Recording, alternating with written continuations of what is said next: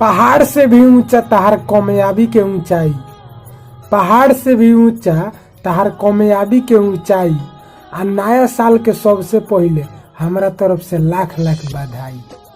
नया साल अब की हम ऐसन मनाएम, नया साल अब की हम ऐसन मनाएम, पूरा साल के गुस्सा अब की तोहरे पर बिताएम। हमरा तरफ से नया साल के शुभकामनाएं बहुत सारी, हमरा तरफ से नया साल के शुभकामनाएं बहुत सारी। हम तो विश कर देनी नया साल पर, अब तोहार बारी।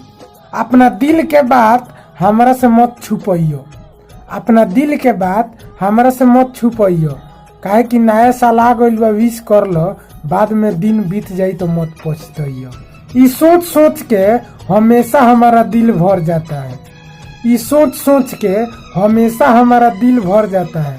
पता नहीं साला नया साल हमेशा ठंडी में ही क्यों आता है।